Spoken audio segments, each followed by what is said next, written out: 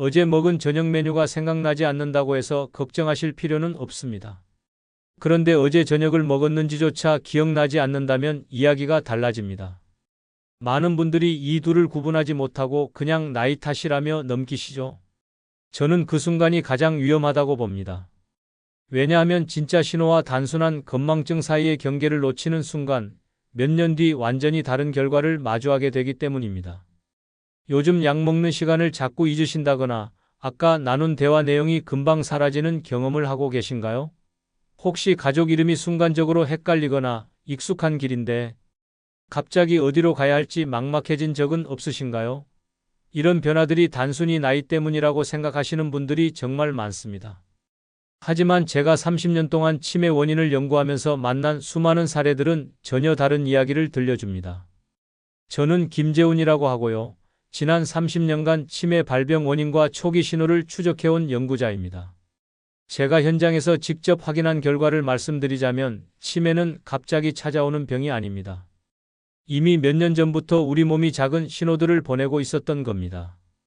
문제는 그 신호를 알아차리지 못하거나 알아차렸어도 대수롭지 않게 여기고 지나쳤다는 점입니다. 같은 나이인데도 어떤 분은 80이 넘어서도 기억력이 또렷하고 어떤 분은 60 중반부터 빠르게 인지 기능이 떨어집니다. 이 차이는 대체 어디서 만들어지는 걸까요? 유전자 때문일까요? 아니면 운일까요? 제 연구 결과는 명확했습니다. 대부분은 생활 속 아주 작은 습관의 차이였습니다. 그리고 그 습관은 지금 이 순간부터도 충분히 바꿀 수 있는 것들이었습니다. 여러분 중에는 이미 몇 가지 변화를 느끼고 계신 분들도 있을 겁니다. 하지만 그게 정말 위험한 신호인지 아니면 그냥 나이가 들어서 자연스럽게 나타나는 현상인지 구분하기가 쉽지 않으시죠? 오늘 이 영상에서는 바로 그 구분법을 정확하게 알려드릴 겁니다. 그리고 지금 당장 실천할 수 있는 방법까지 함께 말씀드리겠습니다. 여러분은 혹시 요즘 기억력이 예전 같지 않다는 느낌을 받고 계신가요? 제가 몇 년 전에 만났던 한 분의 이야기를 들려드리고 싶습니다. 장모님이 78이셨는데요. 어느 날부터 약속 시간을 자꾸 헷갈려 하셨습니다. 처음에는 가족들도 나이 드니까 그럴 수 있다고 생각했습니다. 그런데 시간이 지나면서 같은 질문을 하루에도 몇 번씩 반복하시고 방금 나눈 대화 내용도 기억하지 못하는 일이 잦아졌습니다. 가족들이 저를 찾아왔을 때 저는 먼저 장모님의 일상을 자세히 물어봤습니다. 그랬더니 몇 가지 패턴이 눈에 들어왔습니다. 식사 시간이 매일 달랐고 잠드는 시간도 불규칙했습니다. 낮잠을 자다가 밤에 잠을 설치는 날이 많았고 그러다 보니 다음 날 피곤해서 또 낮잠을 자는 악순환이 반복되고 있었습니다. 사람들을 만나는 횟수도 점점 줄어들고 있었습니다. 저는 장모님께 딱 한 가지만 부탁드렸습니다. 매일 아침 같은 시간에 일어나고 저녁 같은 시간에 잠자리에 드는 것이었습니다. 처음에는 가족들도 반신반의했습니다.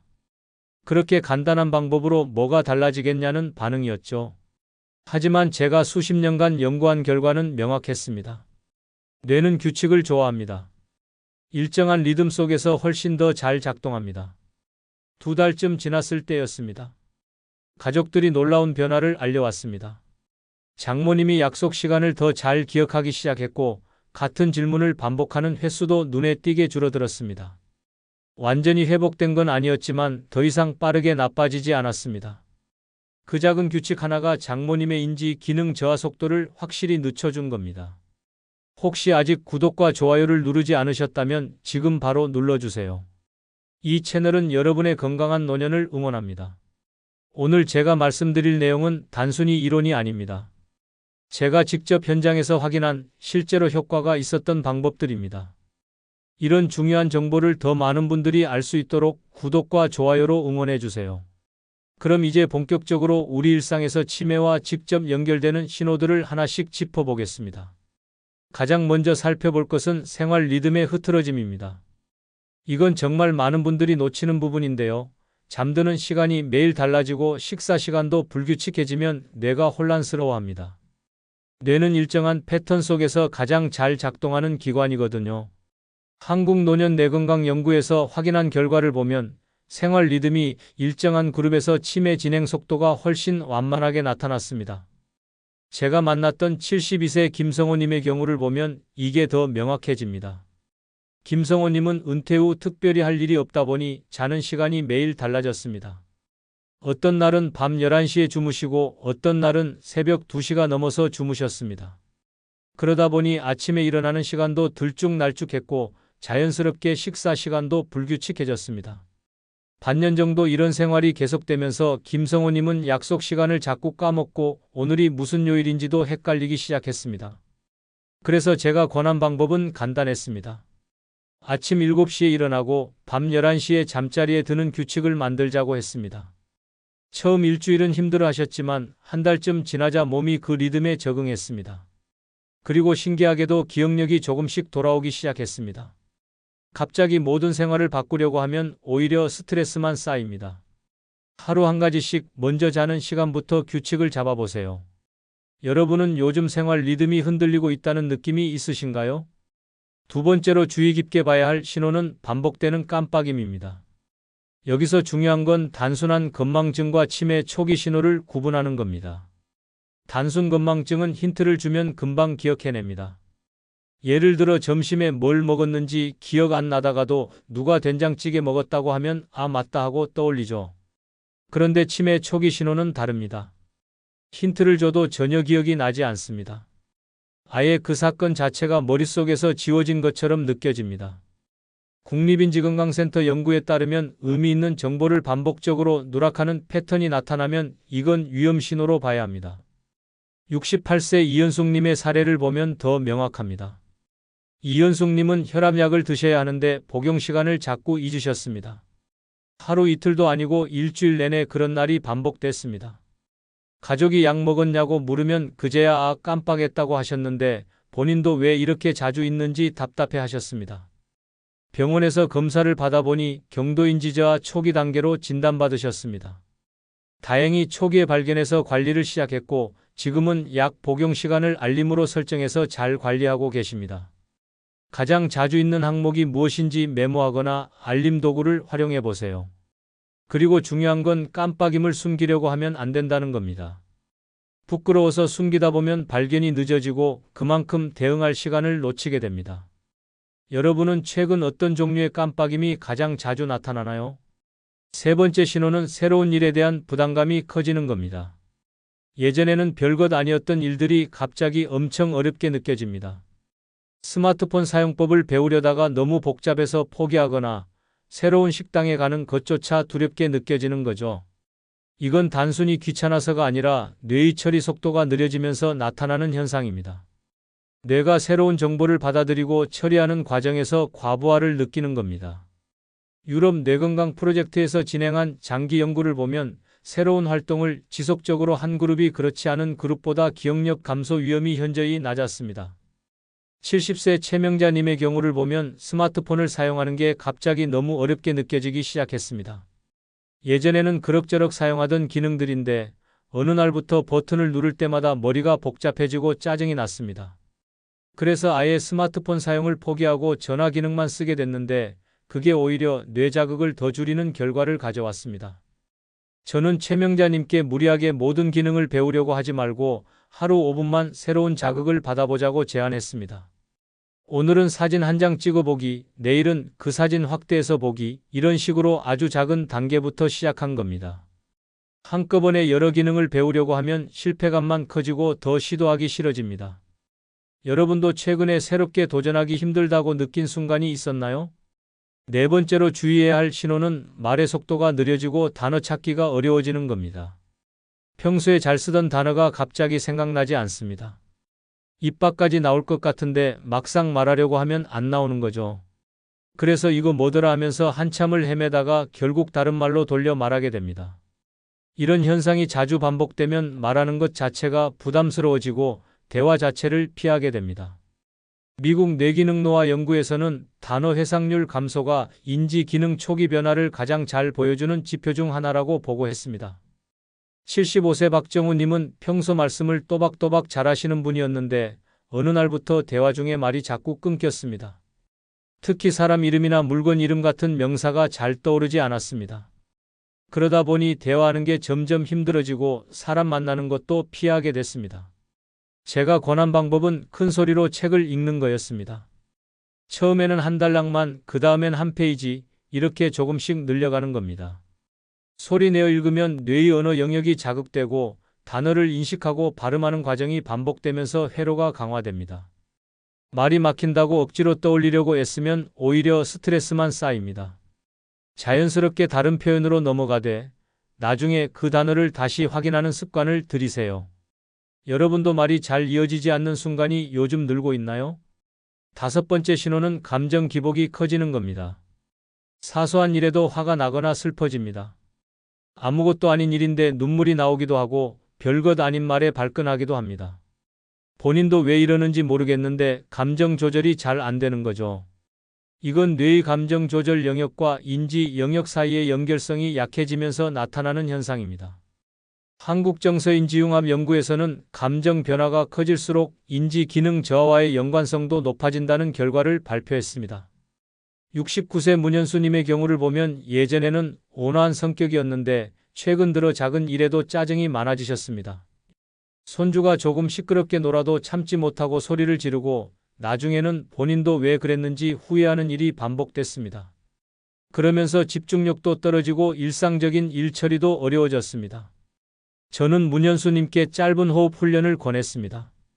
화가 나려고 할 때 일단 숨을 천천히 들이쉬고 내쉬는 연습을 하는 겁니다. 처음에는 효과가 없는 것 같았는데 한 달쯤 꾸준히 하다 보니 감정이 폭발하기 전에 잠깐 멈출 수 있는 여유가 생겼습니다. 감정 변화를 무조건 억누르려고 하면 오히려 더 힘듭니다. 감정을 인정하되 폭발하기 전에 잠깐 쉬어가는 시간을 만드는 게 중요합니다. 요즘 감정 변화가 예전보다 커졌다는 느낌이 있으신가요? 여섯 번째로 주의해야 할 신호는 사회적 거리가 멀어지는 겁니다. 사람 만나는 게 귀찮아지고 모임에 나가는 횟수가 줄어듭니다. 전화 오는 것도 번거롭게 느껴지고 그냥 혼자 있는 게 편해집니다. 이게 계속되면 뇌가 받는 자극이 급격히 줄어듭니다. 대화를 나누고 상대방 표정을 읽고 적절한 반응을 하는 이 모든 과정이 뇌에는 아주 중요한 자극이거든요. 캐나다 사회내 연구에서는 대인관계가 활발한 노년층에서 치매 발병 위험이 현저히 낮게 나타났다는 결과를 발표했습니다. 77세 강수연님은 예전에는 주 3회씩 복지관 모임에 나가셨는데 어느 날부터 그게 귀찮아지기 시작했습니다. 한 번 빠지고 두 번 빠지다가 결국 거의 나가지 않게 됐습니다. 그러면서 집에만 계시니 할 일도 없고 자연스럽게 기억력도 떨어지기 시작했습니다. 저는 강수연님께 일주일에 단 한 번만이라도 누군가와 대화하는 시간을 가지라고 했습니다. 꼭 모임이 아니어도 됩니다. 동네 슈퍼에서 주인과 잠깐 이야기를 나누거나 산책하면서 이웃과 인사를 나누는 것만으로도 충분합니다. 억지로 여러 모임에 참여하려고 하면 오히려 피곤해집니다. 편안하게 느껴지는 소규모 관계부터 회복하는 게 좋습니다. 요즘 사람들과 만나는 횟수가 줄어드는 느낌이 있으신가요? 이제는 이 위험 신호들을 어떻게 관리할 수 있는지 더 깊이 들어가 보겠습니다. 가장 먼저 실천해야 할 건 뇌의 규칙을 부여하는 겁니다. 뇌는 예측 가능한 패턴 속에서 가장 안정적으로 작동합니다.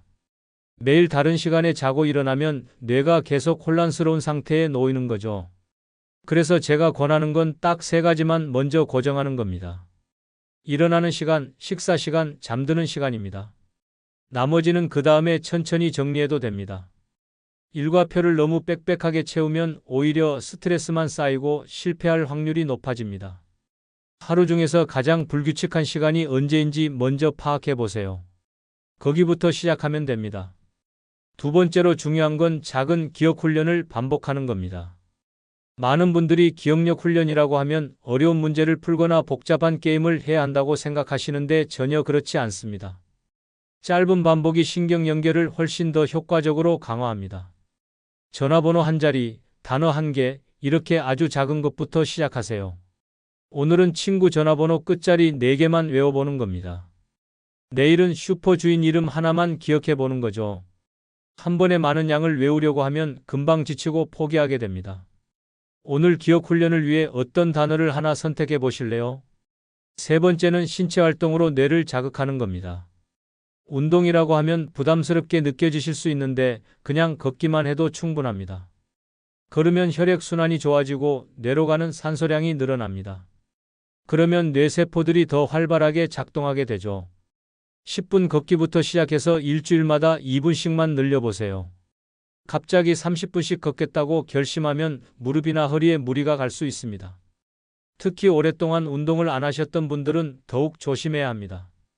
천천히 시작해서 꾸준히 하는 게 훨씬 중요합니다. 여러분은 오늘 몇 분 걸어보실 계획인가요?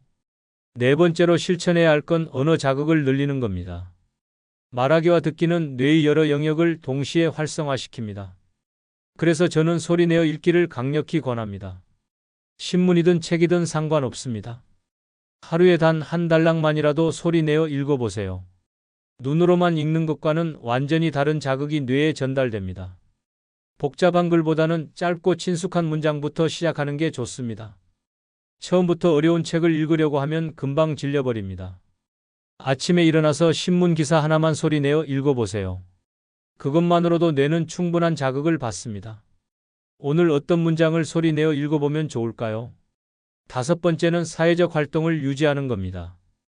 사람과의 교류는 인지 자극과 정서 안정이라는 두 가지 효과를 동시에 가져옵니다. 대화를 나누면서 상대방 말을 듣고 적절한 답을 생각하고 표정을 읽고 이 모든 과정이 뇌에는 종합적인 운동이 됩니다. 일주일에 단 한 번이라도 누군가와 대화하는 시간을 정해보세요. 꼭 모임에 나갈 필요는 없습니다.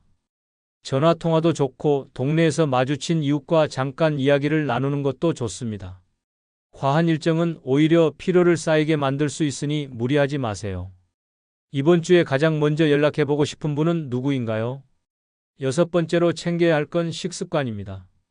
심혈관 건강과 뇌 건강은 밀접하게 연결되어 있습니다. 혈관이 막히면 뇌로 가는 영양분과 산소 공급이 줄어들고 그러면 뇌 기능이 떨어질 수밖에 없습니다. 그렇다고 극단적으로 식사를 제한할 필요는 없습니다. 그건 오히려 스트레스가 되고 지속하기 어렵습니다. 염분과 당분을 하루 한 끼만 줄이는 것부터 시작해보세요. 오늘 저녁에 국을 조금 덜 짜게 먹거나 후식으로 먹던 과자 한 봉지를 반으로 줄이는 겁니다. 이렇게 작은 변화가 쌓이면 몇 달 뒤 큰 차이를 만들어냅니다. 오늘 식사에서 무엇을 하나 줄여보면 좋을까요? 일곱 번째는 새로운 자극을 지속적으로 유지하는 겁니다. 뇌는 변화에 반응하면서 성장합니다. 같은 일만 반복하면 뇌는 편안하지만 자극이 없습니다. 그래서 가끔씩 새로운 것을 시도해보는 게 중요합니다. 하루 3분만 새로운 지식을 읽거나 들어보세요. 유튜브로 새로운 주제 영상을 하나 보거나 라디오에서 평소 안 듣던 프로그램을 들어보는 겁니다. 새로운 것을 무리하게 배우려고 하면 중도에 포기할 확률이 높아집니다. 부담 없이 짧게 그리고 꾸준히 하는 게 핵심입니다. 오늘 새롭게 접해보고 싶은 것은 무엇인가요? 여덟 번째로 잊지 말아야 할 건 충분한 수면입니다. 잠을 자는 동안 뇌는 하루 동안 쌓인 노폐물을 청소하고 기억을 정리합니다. 잠이 부족하면 이 과정이 제대로 이루어지지 않고 그러면 기억력이 떨어질 수밖에 없습니다. 낮잠을 너무 오래 자면 밤잠을 방해하니 30분 이내로 제한하세요. 그리고 저녁에는 카페인 섭취를 피하는 게 좋습니다. 잠들기 2시간 전부터는 스마트폰 화면도 보지 않는 게 좋은데 화면의 블루라이트가 수면을 방해하기 때문입니다. 여러분은 평소 몇 시간 정도 주무시나요? 이제 오늘 내용을 마무리하면서 꼭 기억해야 할 한 가지를 정리해 보겠습니다. 오늘 우리는 치매가 단순히 나이 때문에 오는 게 아니라는 사실을 살펴봤습니다. 생활 속에서 나타나는 작은 신호들을 얼마나 빨리 알아차리고 대응하느냐에 따라 결과가 완전히 달라집니다. 많은 분들이 가지고 계신 잘못된 상식은 나이 들면 누구나 기억력이 떨어지고 그건 당연한 거라고 생각하는 겁니다. 하지만 올바른 관리 방법은 초기 신호를 놓치지 않고 작은 습관부터 바로잡는 것입니다. 관리하지 않고 그냥 넘어가면 어떻게 될까요? 기억력 저하 속도는 점점 빨라집니다. 처음에는 가끔 깜빡하는 정도였는데 시간이 지나면서 일상생활 자체가 어려워집니다. 약 먹는 시간을 잊고 약속을 까먹고 가족 얼굴도 헷갈리게 됩니다. 그러면 본인도 답답하고 가족들도 힘들어집니다. 반대로 제때 관리하면 어떻게 될까요? 뇌의 회복 탄력성이 높아져서 변화가 훨씬 완만해집니다. 완전히 멈출 수는 없어도 속도를 늦출 수는 있습니다. 그리고 그 시간이 쌓이면 삶의 질이 완전히 달라집니다. 제가 오늘 당장 권하고 싶은 단 하나의 제안이 있습니다. 하루 일과 중에서 딱 한 가지만 규칙을 만들어 보세요. 아침에 일어나는 시간이든 저녁 식사 시간이든 잠드는 시간이든 상관없습니다. 그 한 가지만 일주일 동안 똑같은 시간에 해보세요. 그 작은 변화가 뇌에 안정감을 주고 그 안정감이 다른 기능들까지 좋아지게 만듭니다. 처음에는 힘들 수 있습니다. 몸이 적응하는데 시간이 걸리니까요. 하지만 일주일만 참고 해보세요. 분명히 차이를 느끼실 겁니다. 그리고 혼자서 해결하려고만 하지 마세요. 가족이나 친구에게 이야기하고 함께 관리하는 게 훨씬 효과적입니다. 서로 확인해주고 격려해주고 그러면서 꾸준히 할 수 있는 힘이 생깁니다. 치매 관리는 혼자만의 싸움이 아닙니다. 주변 사람들과 함께 해야 성공할 수 있습니다. 마지막으로 여러분께 질문 하나 드리고 싶습니다. 오늘 내용 중에서 어떤 부분이 가장 마음에 남았나요? 그리고 당장 오늘부터 실천해보고 싶은 게 있다면 댓글로 남겨주세요. 여러분의 작은 결심이 다른 분들께도 큰 힘이 됩니다. 함께 건강한 노년을 만들어가요. 끝까지 봐주셔서 감사합니다.